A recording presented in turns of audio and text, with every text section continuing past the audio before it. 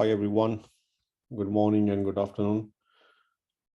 This is Arif here. My name is Arif Sheikh, and I will be presenting today about the Jfrog Artifactory and how exactly it works. And we can see some hands-on installation also, and a demo how exactly it works and what is the use of the Artifactory in the DevOps environment.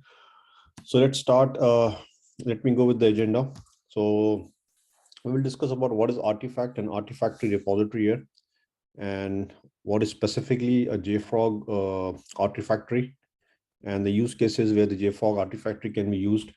And finally, we will see the installation and the hands-on, how exactly we can install it, and we can do a hands-on and see how we can store all our artifacts here. So let's move on here. Okay, what is an artifact and an artifactory and an artifact repository? So artifact in a very simple layman term is something which is a very, you can say, a readily deployable files, which is a file which can be deployed in the application.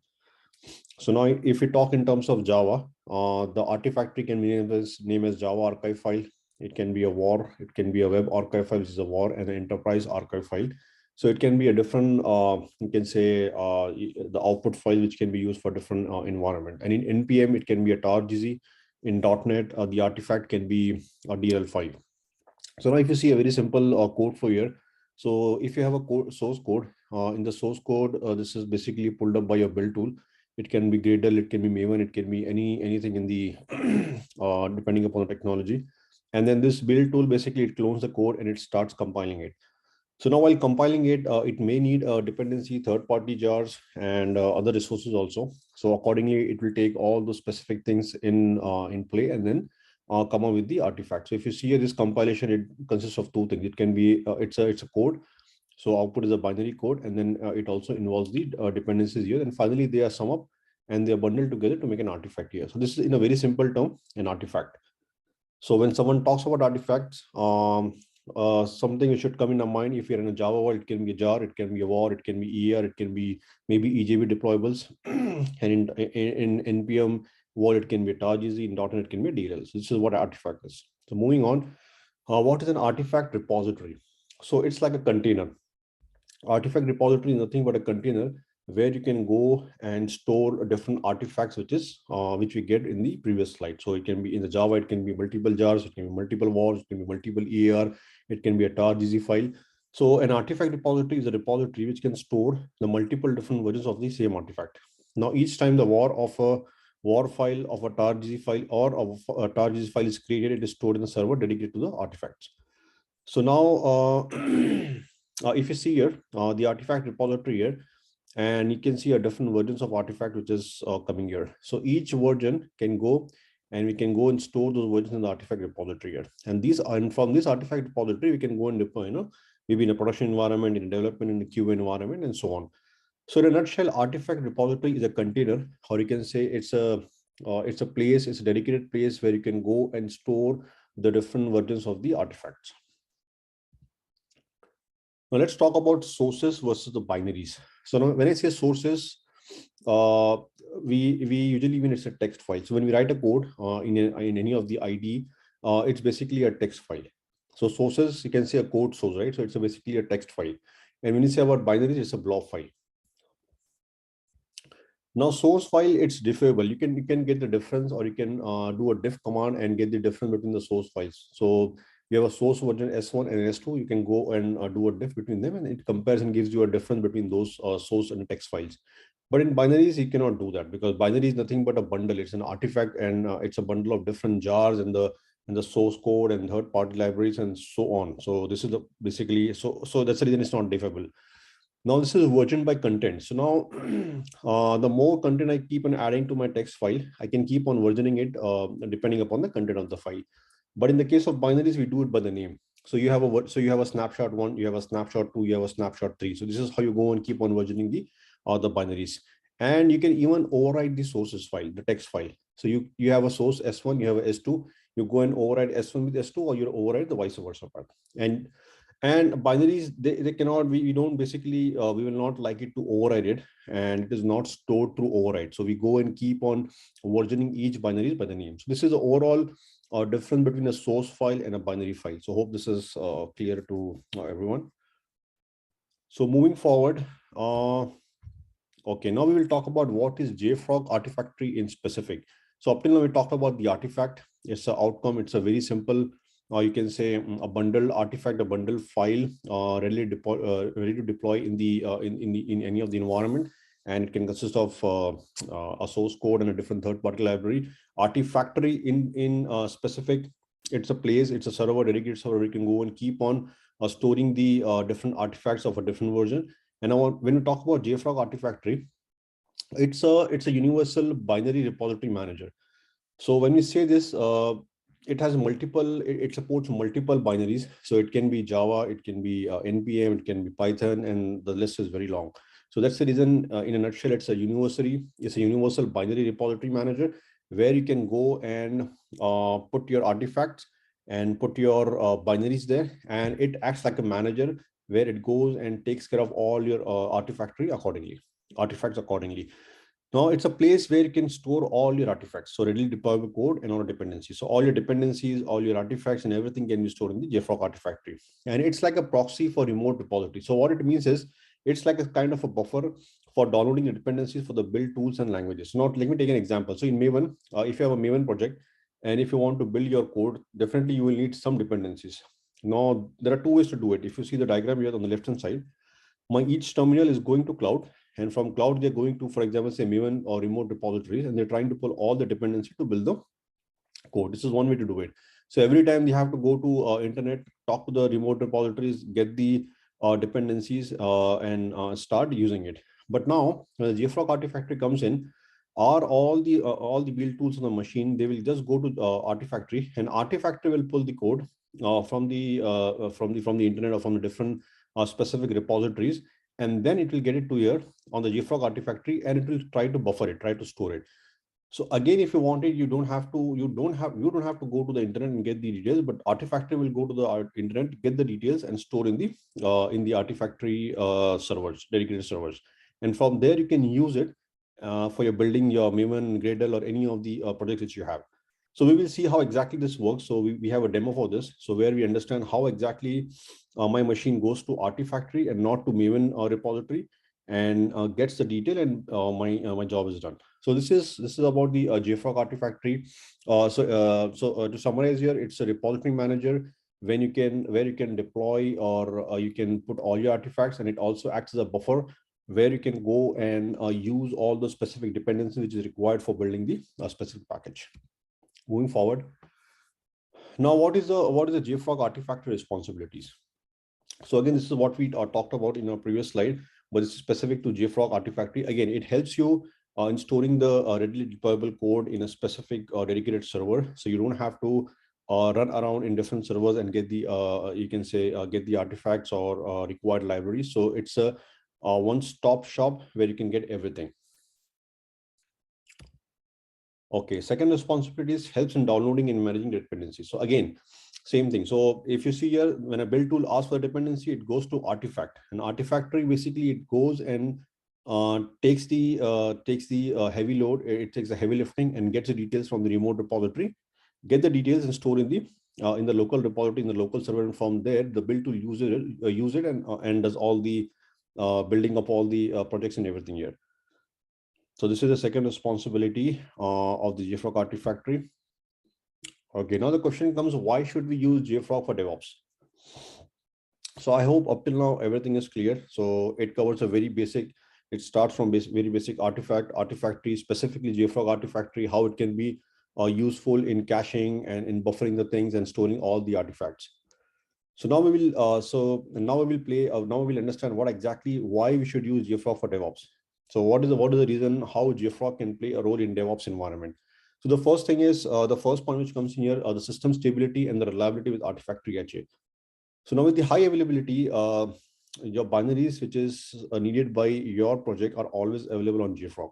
So once they are cached with it, and there is a certain assurance for there, So you get the system stability. Even though one of the node is down, you have another node up and running. There is no there is a failover, and you get all the specific things which is required by your software. Second is managing the binaries across different environments. So now, if you see here, I can have multiple. As we talked about, we can have a jar. We can have a Windows, maybe a Microsoft DLL file. I can have a tar. You can say tar GZ files, and I can have a Python specific files.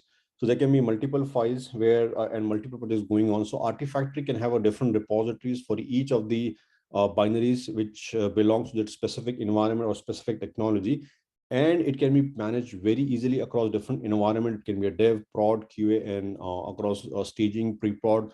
It depends upon the company and how the flow goes. So it helps you in managing the binaries across different environments. So if you see here, the picture speaks a lot. So as the number of projects in a company grow, it becomes harder and harder to maintain the number of binaries each of them use. So to avoid that, Jfrog manages the environment and the binaries for you guys. So this is how it plays a very important role in the DevOps environment.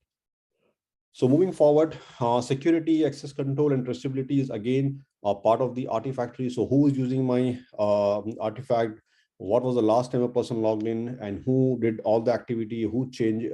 If someone has done any changes, what kind of change was done, or what activity did they perform? So it's all basically tracked by Jfrog in the Artifactory environment. So you can understand what exactly is going on with that specific thing. So it helps you out again in security and traceability and the access control. Okay, the fantastic part is full support for the Docker. So Jfrog provides support for storing and distributing Docker images through its repository. So again, in the Jfrog Artifactory, you can store all the images, and from there, it can act as a you can say a container registry where you can store all your images, and from there it can be pulled by multiple different you can say projects and use it in your specific environments. Quickly replicating the remote repos in the local area. So again, Jfrog is very efficient in replicating and storing the remote repositories in a short amount of time using a check-based storage system. This is what, again, we take an example of Maven. So Maven is basically a remote repository, and what it does is the Artifactory, it goes and talks to the remote repositories, get all the specific details and all the specific libraries and store in the local area. And it helps you. It helps again not to go again to the third party, you can say internet specific repos and get all those details, rather than you just go to the Artifactory, get the details and get the job done.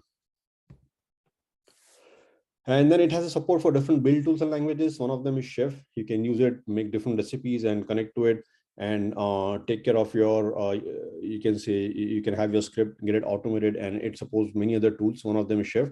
So this is how overall you can say in a nutshell, Jfrog helps us out to and plays a very important role in DevOps environment.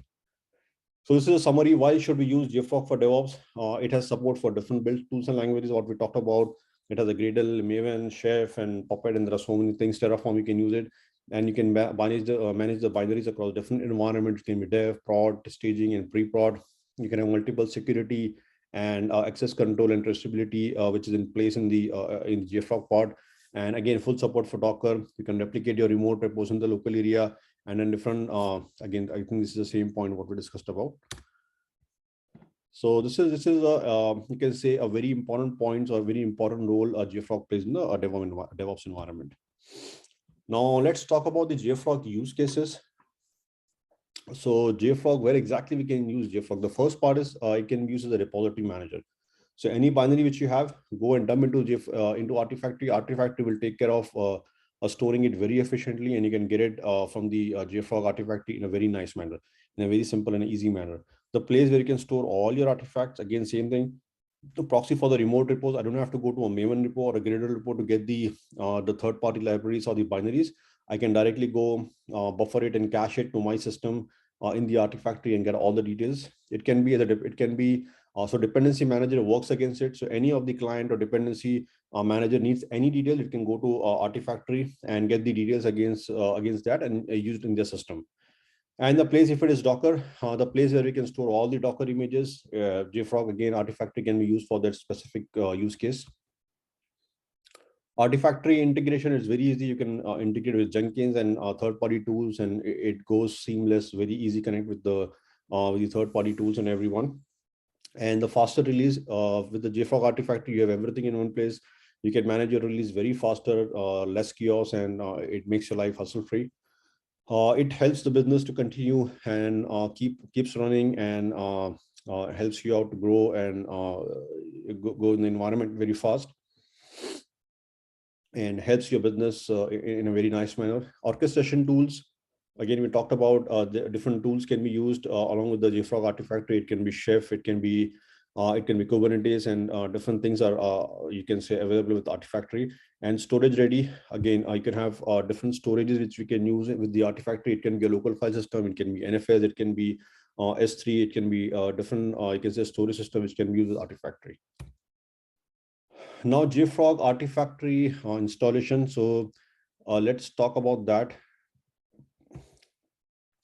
Now, before we install Jfrog Artifactory, we need specific details. This is a very high level, you can say details given here, but it's better to go to system requirement and understand what exactly we are doing, and it can give you the details for a specific environment if what exactly we're trying to install it. So it can be Docker based. It can be you can use tar-gz and different ways to go and install it. But this is the high level.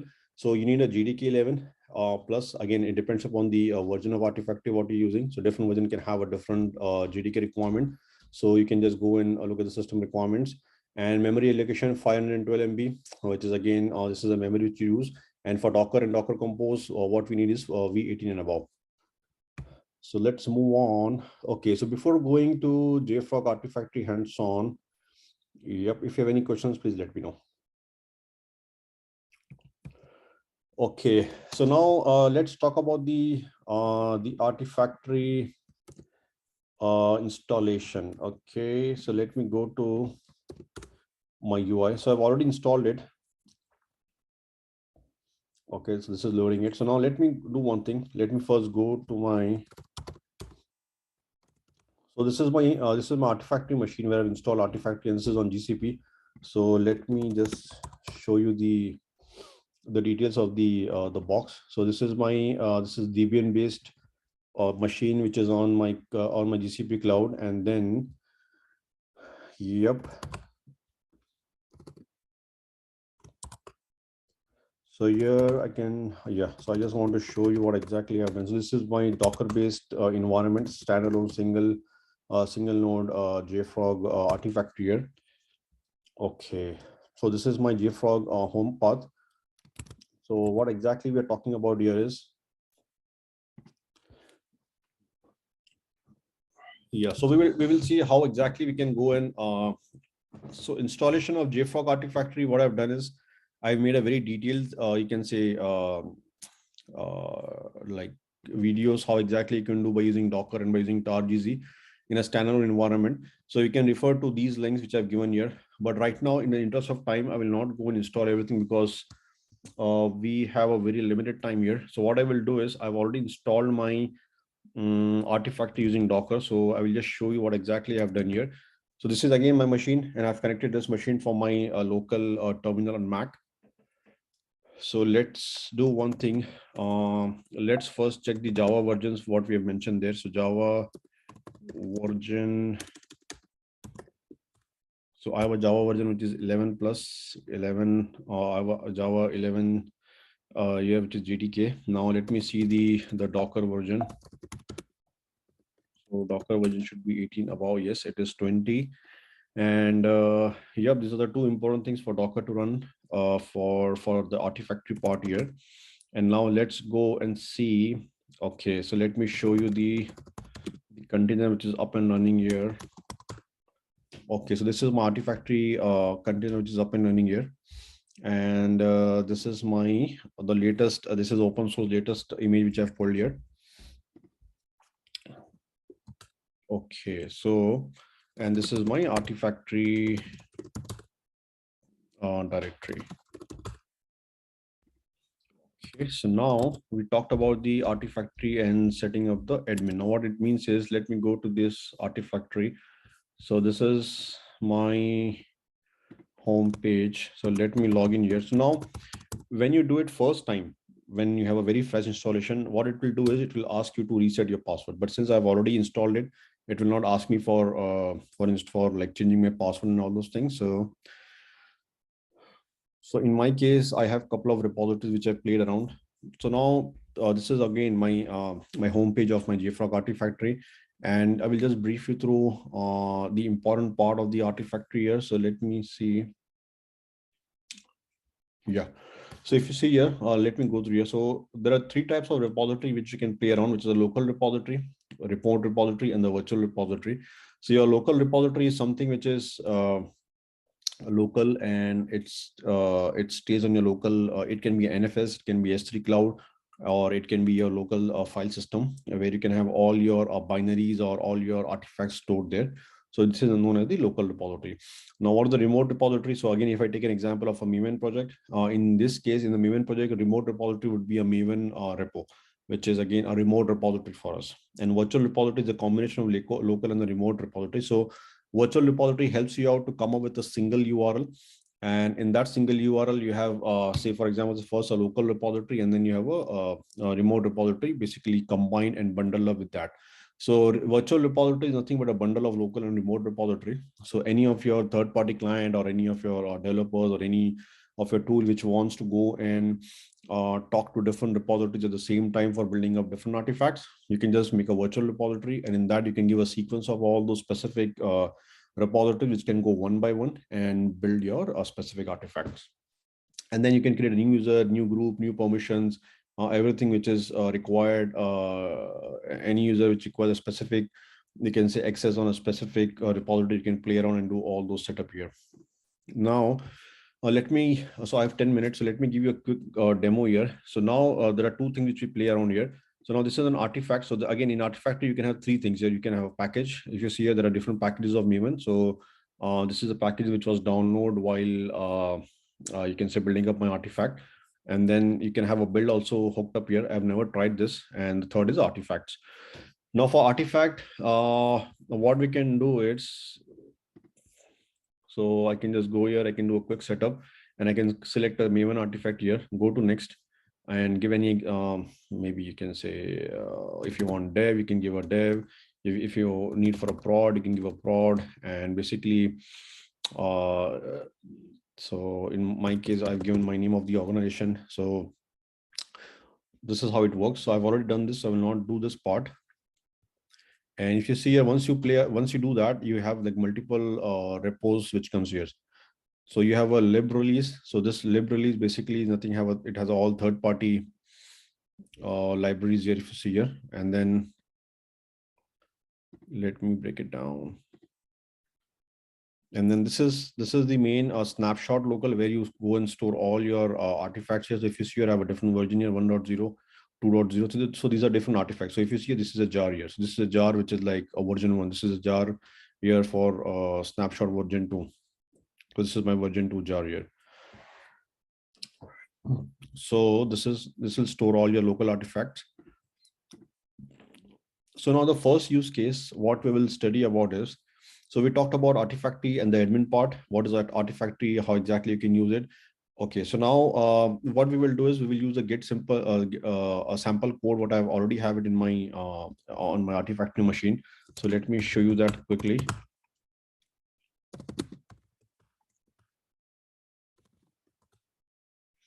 Yeah, so my simple Java code. This is nothing but I've cloned the this is a Maven project. So let me quickly show you the pom.xml file. So here I've added a distribution here. So this distribution, what it will do is it will basically go and push all the codes. Whenever I build an artifact, which I showed, it will go and push that artifact on the specific Jfrog Artifactory environment. So if you see here, this is what the endpoint here is. It goes to my snapshot local. So this is the configuration in the pom.xml file. So here we will need a sample Maven project, which I've already downloaded from the Git. Secondly, okay, after that we talked about install the Maven to compile and package the sample code. I've already done the installation of the Maven to compile and package the sample code. So let me show you that. So once I go back, okay, if you see this is Apache Maven. So I already have the Maven on my machine. So now this Maven will help me out to go and build the project. So now let's see. it will not work here. So yep, and package the sample code. So now let's go back. Okay, so we are here. So let's see if I say Maven clean. Ooh, why?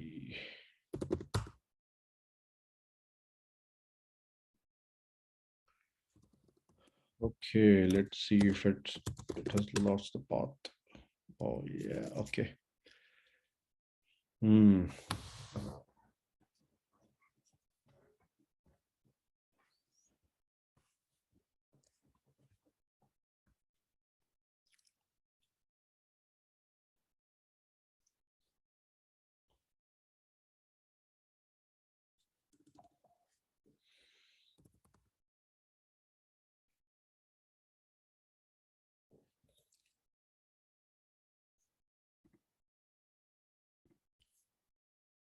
So what I've done here is, so we may have to export the path here. So let me do one thing. Okay, so I'm trying to set the Maven path, which somehow it has lost again. So this is how it goes, and this is how it will be.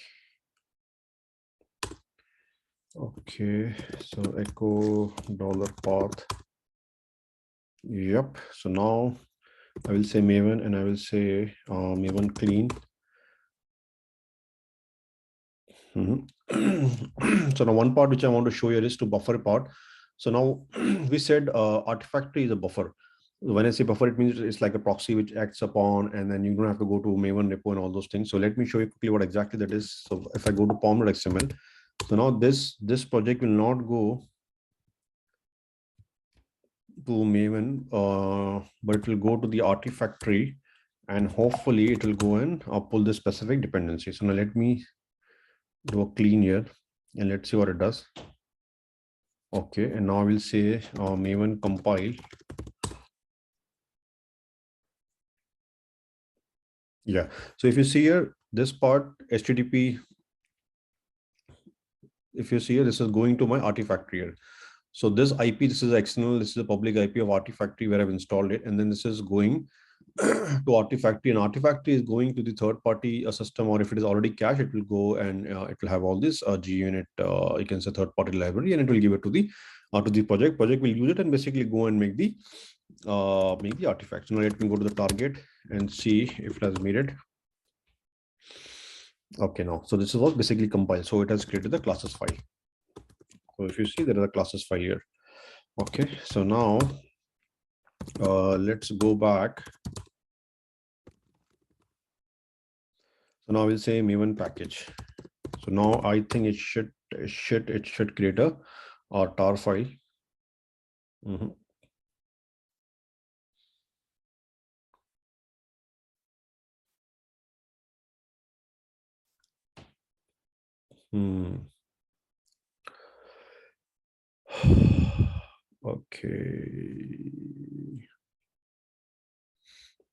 Okay, so I think I have to change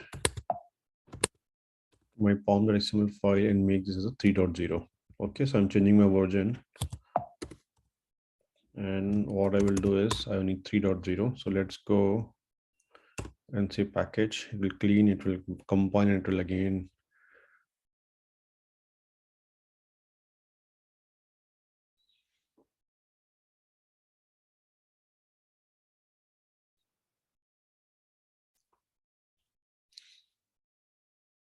So let me do a deploy again. So I will just do a deploy, Maven deploy.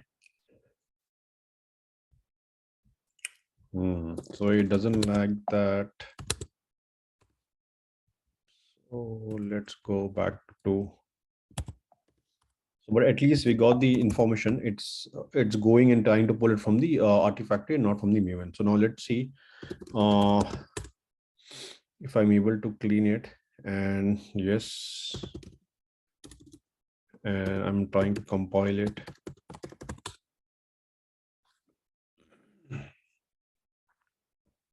Yep. And then I will try to deploy this guy. And when I do a deploy, it should go and deploy this on the Artifactory. So let's see, once it deploys there, if you see, this is going to Artifactory and deploying this. Now let me go to the Artifactory And yeah, so here it was 2.0. So yeah, we should have a 3.0 here. So let me refresh this. So let me go back and see. Yep, so we got it. So 3.0 snapshot, this is a jar file here, which is like again 3.0. So we did two things here. One demo was to go and pull it. So you remember I changed the JUnit file there. The JUnit version was changed. So the moment it doesn't have in the local repository, it will try to go and fetch it from the Artifactory. It will go and try to get this from the Artifactory and not from the Maven. So the main part here is to not to go to Maven directly on the internet, but go through the Artifactory and get the details. And then this Artifactory will go and store everything in the maybe in the remote repository, and then from there you can keep on getting it for the future builds. This was the first buffering part. Second part was to build it and then push the build to the to Artifactory. So this is where we are going in pushing the build here. So if you see the new jar with the version 3 was pushed here, and this is where exactly I've stored all my snapshots and everything. So this is how you can keep on pushing artifact and keep on maintaining it for different versions here. And this keeps on going here. And then if you see here, it has cached also a couple of things here. Yes. So JUnits, if we see here, it has cached all those JUnit dependencies which was required. So now my build tool will not go to any third-party internet, and then it will just directly go to the cache, and in the cache, if it is available, it will go and use it. So this will increase the speed also. So hopefully this was a pretty useful session, and it added a value, and it was of some help. So thankfully I was able to complete everything in half an hour, and I was able to give the demo. So we basically installed Maven, which was already installed. I just showed you the package and everything there. And with the help of the Maven, we compiled the sample code, which we pulled up from this Git. And then we connected the Maven to Jfrog. So to connect to Maven to Jfrog, so we covered this part, check how the versioning works here. So I showed you there are different versions, 1, 2, and 3. Similarly, keep on changing the versions in the format.xml file, and you keep on building, keep on pushing the Artifactory to the artifacts to the Artifactory of the Jfrog. And then connecting a Maven to the Jfrog is very simple part. Let me go back and show you that. So this is where, so this is the repository which I want to connect. Artifactory repository I want to connect to Maven. So Maven can go and directly put it here, everything. And for that, what we do is we go say set me up, and then if you see here, this is a configure generate settings, and this is a settings.xml file which we go and download this from here. You can download this settings.xml file, and we take this file and we go to the M2 folder. M2 is basically a Maven folder. So I will go here. I will say .m2. And if you see here, there is settings files here. Yeah. So this advises or says Maven, okay, you don't have to go to internet to get all your repositories and all your dependencies, but you have to go to this specific Artifactories here, and by connecting to this you can get and try to pull all your specific dependencies, libraries, and get the things done. And this is how you connect to it, username and password, with the help of the settings.xml file. So this is how we connect Maven to Artifactory. So Maven will go to Artifactory and get the details and not go to the internet. And I hope we covered everything here. Yep, installing Maven done, connecting Maven to Jfrog. We check the versioning, check the buffering and everything. So this is, we are done entire Jfrog hands-on here. And then if you have any questions, please let me know. Thank you very much. Thanks a lot.